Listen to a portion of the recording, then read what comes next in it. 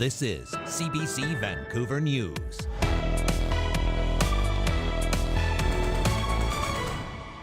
Those healthcare services are not being made available today. We've been calling for action consistently. It's time for the province to step up and make some real changes. Struggling to find solutions to ER closures. Why one Delta City Councillor is sounding the alarm after the local ER closes again for the fourth time this year. Also, a lot of distress, and I'm very alarmed to hear that that money might not be coming in January if there's not an agreement that's been reached. growing uncertainty. How BC's ongoing public sector strike is affecting students' financial aid many rely on for tuition, rent, and food. Plus, we don't have a facility that can recycle them in a responsible way.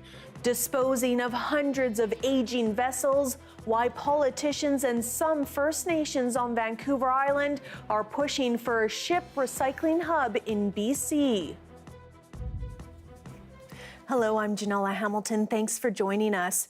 It's becoming a reoccurring issue in Delta. The hospital's emergency department temporarily closed again overnight due to staffing challenges.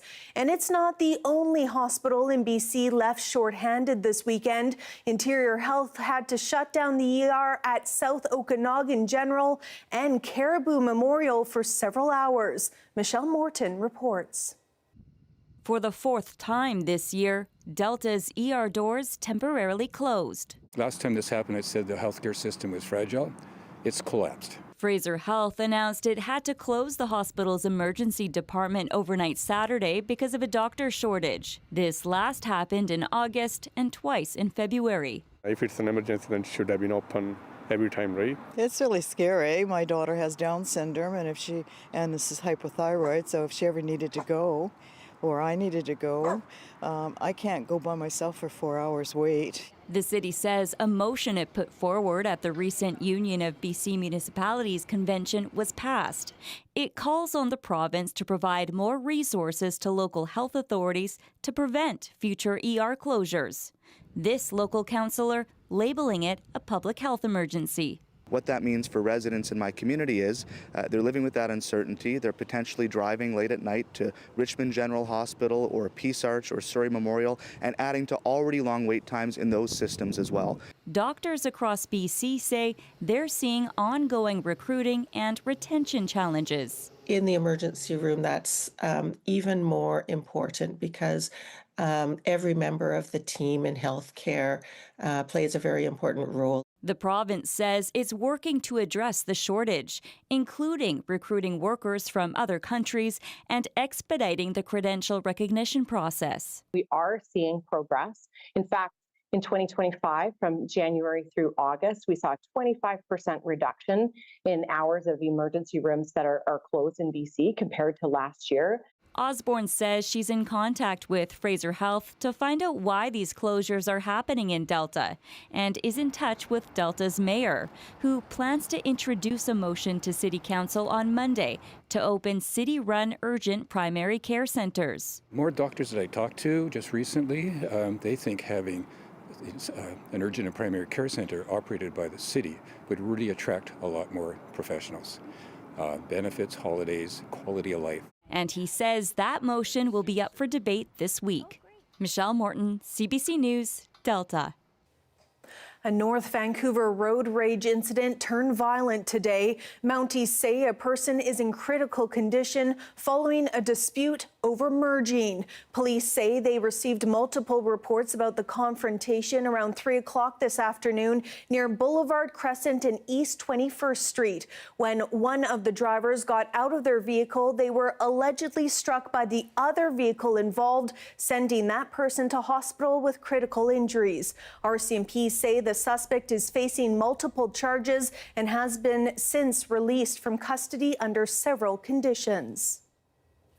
Post-secondary students are feeling the impact of the ongoing public sector strike in BC. The labor dispute has shut down the provincial student aid website, leaving them unable to apply for loans, upload documents, or receive financial aid payments. Shoria Chethri has more.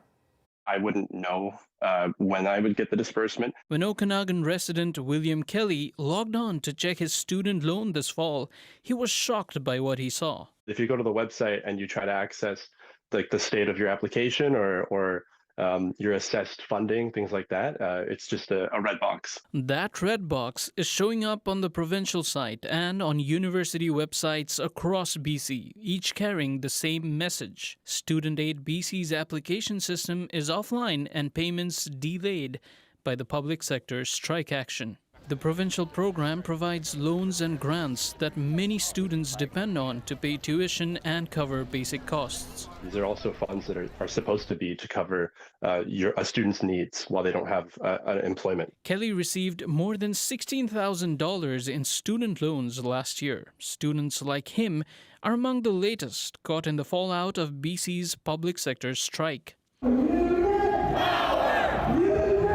More than 17,000 workers are on picket lines. Union President Paul Finch says he remembers relying on student loans himself. Right now, of course, are on picket lines, foregoing their salaries in order to fight for decent paying jobs here in the public service, and that's something I think that a lot of students going to school right now would expect. Talks between the union and province broke down Monday, with the BCGEU promising a quote significant escalation in job action. Students are bracing for what that could mean. A lot of distress, and I'm very alarmed to hear that that money might not be coming in January if there's not an agreement that's been reached. The province says more than 46,000 students have already received funding this fall, though it won't say how many haven't. This SFU student is still waiting. Me, along with many other students, have no idea when our tuition is going to be either approved and or sent to the university. Universities including SFU, UBC and UVic are deferring tuition deadlines and reversing late fees.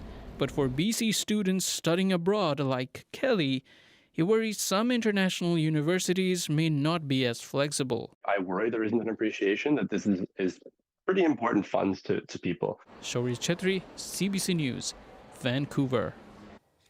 Some of those striking BCGEU workers are expected to march in Victoria tomorrow, ending with a rally on the lawn of the BC legislature, where elected officials will converge for the first day of the fall session. It's the same faces but new places for MLAs returning to the legislature. High-profile Surrey Cloverdale MLA Eleanor Sturco will now sit as an independent after being kicked out of the BC Conservative caucus. Dallas Brody, who was also ejected from the Conservative Party earlier this year, has formed her own political party called One BC alongside Kelowna MLA Tara Armstrong. The BC Greens also have a new leader, Emily Lowen, but without a seat, she'll have to lead from outside the ledge. John Rustad, meanwhile, is trying to hang on as the leader of the official opposition amid more BC Conservative turmoil. Striking musicians with the Vancouver Symphony Orchestra have reached an agreement in principle with management.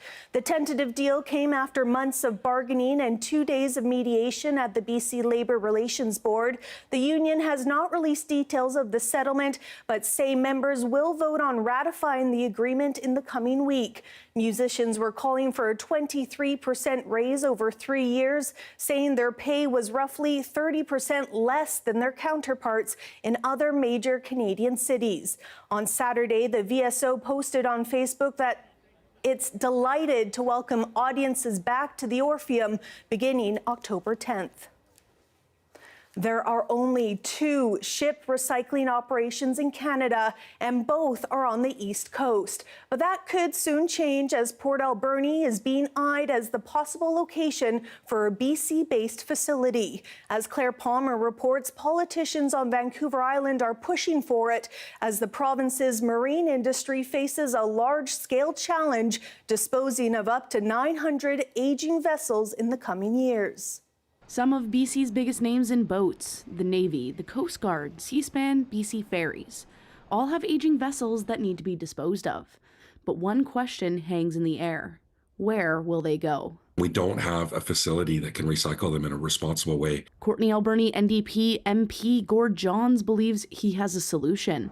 build a facility in Port Alberni to deal with it. The Queen of Burnaby, for example, is set to be recycled, and it's going to cost over $10 million to recycle. And everybody agrees that that's ridiculous, that we shouldn't be spending that much money just towing vessels to get them recycled, that we need to do it here on the West Coast. The city says it will boost economic growth at a time when the forestry industry in Port Alberni is in decline. We've struggled in the forestry industry, and we continue to have challenges. So we are diversifying the economy, but there is room in Port Alberni for this. It has to happen in British Columbia, period.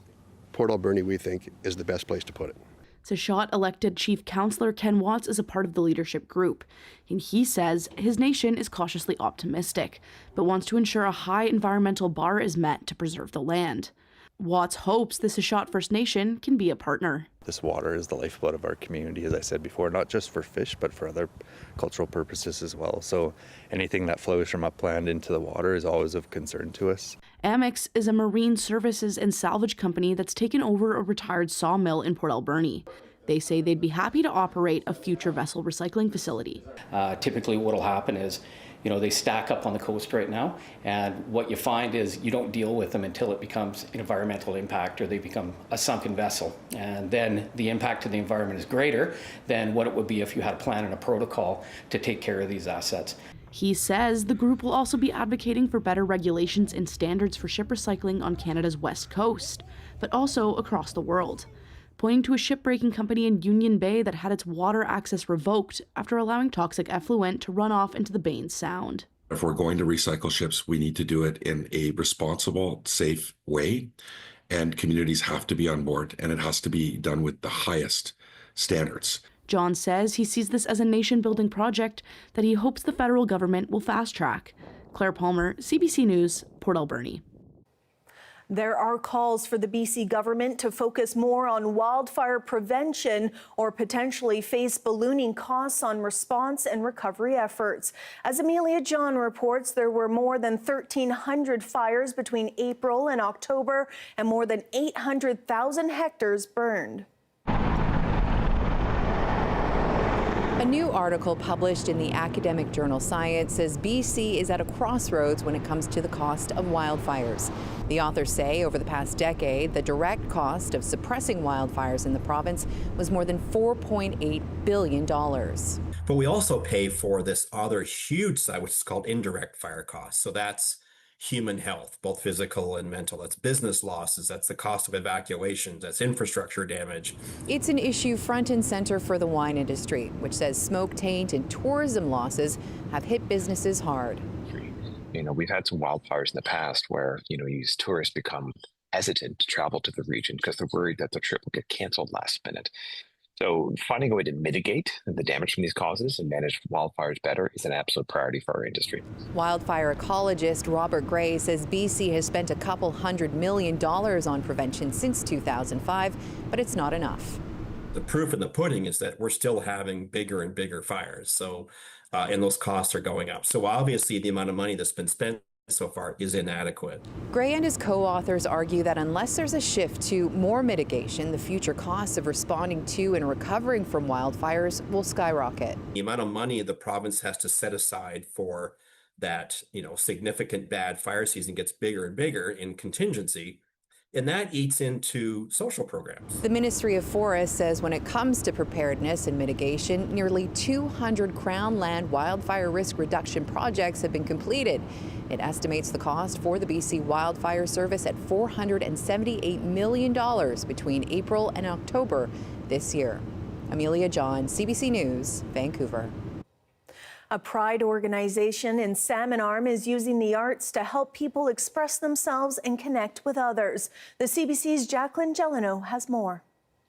The Pride Project is the sole remaining queer-focused organization in the town of Salmon Arm. It uses art to create opportunities for self-expression and connection for all people, especially those who feel like they don't fit in based on their identities or orientation. Salmon Arm's a pretty small town. It's rural. It definitely has some roots in older rhetoric and ways of being. So it can be hard for folks that don't fit into the classic binaries that we're familiar with, the expected norms that people are familiar with. So in a smaller town, we need to have more visibility for folks to be able to find each other and feel safe. Grabowski said the Pride Project's regular events are a place where people can find a community that supports and understands their experiences. It's also a place where people can learn about those who are different from themselves. It's a place where people can find belonging and find comfort in themselves, and sometimes find support that family and schools and workplaces don't just naturally provide. The Pride Project uses performance art like drag shows as a way for queer artists to express themselves in a safe and supported way. I don't know, it means a lot being able to go out and perform for the people that are too scared to show who they are and who they can be. I'm very glad I can show people my age that it's okay to be expressive and it's okay to be you. Cornette says it's difficult growing up queer in a small town like Salmon Arm, where there are few people who understand what they're going through and others who judge the way they live their life. It's hard to still walk around knowing that people are looking at you differently. People see you and they just immediately turn away because they're grossed out. He says it can be scary to be visible, but knows their actions are quietly encouraging others who do not have the same support network as them. It's terrifying for young people to just get out there, and I'm so glad I did. Jacqueline Gelano, CBC News, Salmon Arm.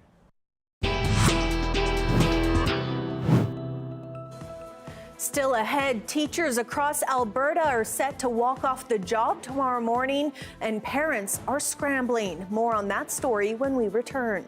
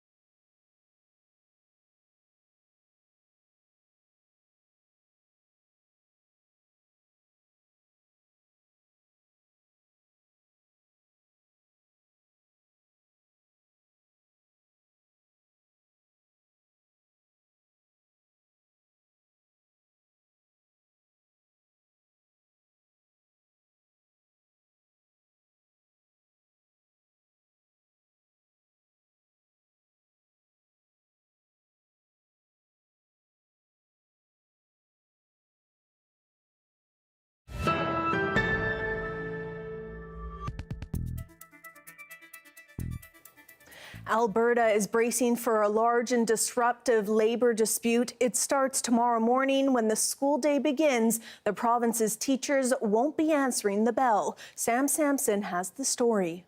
Young like a hippo. 9-year-old Jackson Rummig has his favorite book down pat. Wiggle like a worm. Peck like a woodpecker. The grade 4 student lives with autism and loves learning and routine, but a teacher's strike expected Monday will throw all of that way off. Him being in a specialized class is better for him with his sensory needs related to noise. And without it? It'll be difficult. Jackson needs 24-hour care, but respite workers are not funded during school hours. His father can't work from home, so his mom will set aside her full-time schooling to make things work. A prolonged strike will be devastating to us and to my education.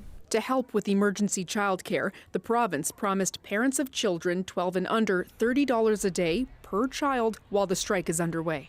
We fully support the teachers. This mom of 3 school-aged children, one living with a disability, says she'd rather see that money go to teachers. It's not going to cover childcare for typical kids, and it's definitely not going to cover childcare for kids with exceptionalities or disabilities. Public support is widespread, with Sunday rallies across Alberta. Fair deal now! Fair deal now! Teachers want more money, a cap on classroom sizes, and more resources for kids with complex needs. In a province that is so wealthy in resources, we need to invest in the most important resource, which are our children and our people. Our daughter's been in class sizes with 43 children in them, and that doesn't let, it's shocking. It doesn't let teachers do what we know how to do with kids. We can't support kids the way we want to. The last provincial offer was a 12% increase in wages and hiring 3,000 more teachers. The Alberta Teachers Association rejected that offer, saying it just wasn't enough. Teachers are resolved. They're committed to making sure that they can make their classrooms better because they've had enough of watching kids fall through the cracks. Sam Sampson, CBC News, Edmonton. A new meeting is set this week between Canada's Prime Minister and Donald Trump. The issue topping the agenda is no surprise, U.S. tariffs. The CBC's JP Tasker has more. Prime Minister Mark Carney is headed back to Washington for his second high-stakes Oval Office meeting.